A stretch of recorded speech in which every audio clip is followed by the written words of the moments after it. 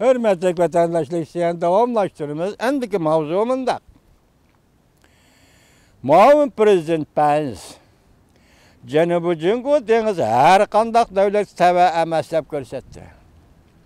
Mavzuli xabar 11 ayning 16 kuni Amerika ovozi ta'til programmasi e'lon qildi. Xabar mundaq boshlandi.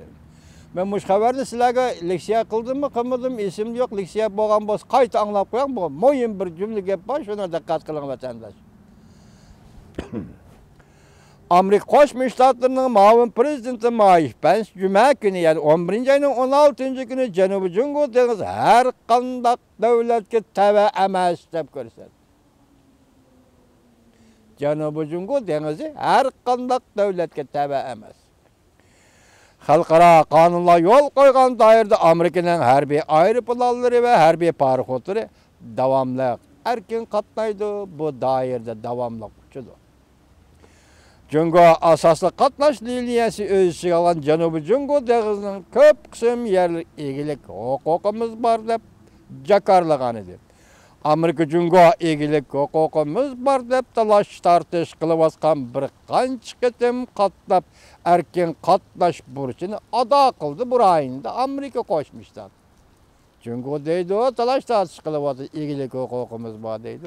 Lekin Amerika Qo'shma Shtatlari bu yerda paraxodlar bir qancha qitim qatnab o'zining burchini ado qildi. Beijing Amerikaning bu harakati Jungoning egilik huquqiga tahdid soldi deb hisobladi. Amerika Qo'shma Shtatlarining muavin prezidenti Mike Pence 2-nomerlik havo armiya aeroplaniga o'ltirib, Yaponiyada Singapurga uchib, Sharqiy Janubiy Osiyo davlatlari ittifoqining yuqori darajaliklar yig'ini qatnash uchun ketib etib, anglashlarga qaraganda uchish liniyasi Jungo Janubiy dengiz taqim orollari deb ataydigan va Jungo harbiy aslahalari o'rinlashtirilgan. Bu orollarga 80 kilometr yaqin oraliqdan uchib o'tdi muavin prezident Mike Pence. Muavin prezident Pence mundaq ko'rsatdi. Bu erkin qatnashga o'xshash bir ish. Amerika kimningdir popozisiga tizib qolmaydi. Muavin prezident Pence Sharqiy Janubiy Osiyo davlat boshliqlari yig'inida mundaq ko'rsatdi. Biz hammamiz Hind Tinch okean rayoni imperializm va tajovuzchilarni sig'dira olmaydi degan gapga ishonamiz. Va qo'shilamiz. Va enlikli yana bir xabar. Bu Jungoning umumyuzlik gumron bo'lishiga ishonadi. G'aljirlik bilan pul besib chiqarib bozorni qutqizdi. Jungo g'aljirlik bilan pul besib chiqib bozorni qutqizdi.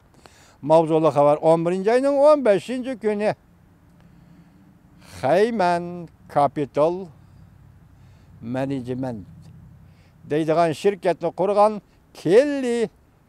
Kelly Bass tarafidan e'lon qilindi va so'zlandi bu xabarning mazmuni. Kelly Bass mundaq deydi. 2008-yili Amerika pul muomala krizisi yuz berganda bir bo'ylam boylikqa erishgan kishi.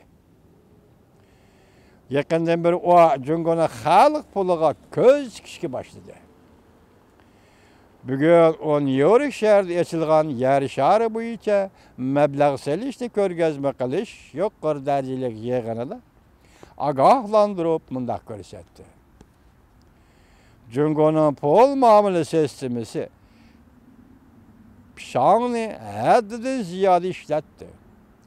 Az kunda umumyuzlik gumron bo'lishga yuzlanadi.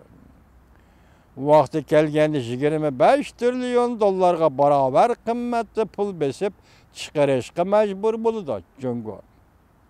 25 trillion dollarga barobar qimmatli pul besib chiqarishga majbur bo'ldi.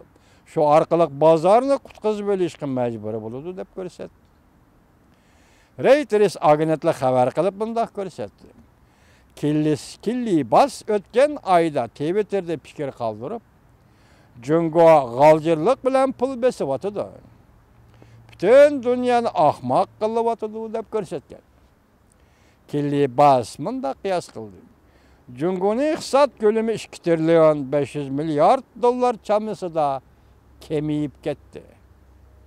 Qaraganda 25 trilyon dollarga barabar qımmati pul besip çıkarıp bazarını kutuldurup iqtisadning asta taraqqiy qilish masalasini, bank inovatining tushib ketish masalasini hal qilmoqchi bo'layotdi Jungo.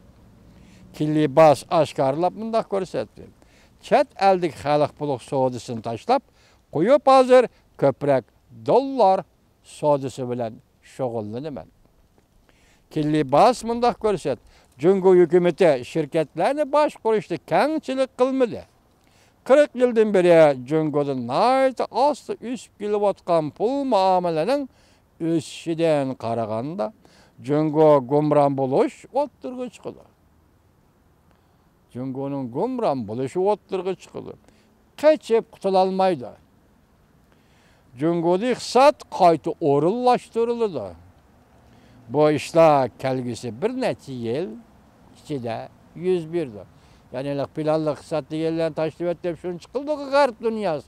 Taşlap etmey hazır dünya sorusu kılıp atkan peytini kubul kılıp kilovatı da.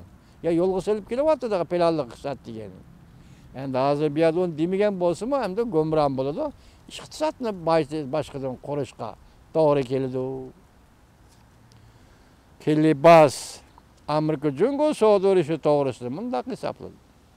Prezident Trump'ның Jungo qaratgan savdo siyosati maydoni kelgisi 10 yildan aytganda intayin sağlam taraqqiy qiladi. Garchi tamojna beji qo'yish qisqa muddatdan aytgan qo'rqinchli bo'lsin. Lekin kelgisi 10 yilda aytganda Prezident Trump'ның bu siyosati, ya'ni savdo urushi siyosati intayin sağlam taraqqiy qiladi. Ta'siri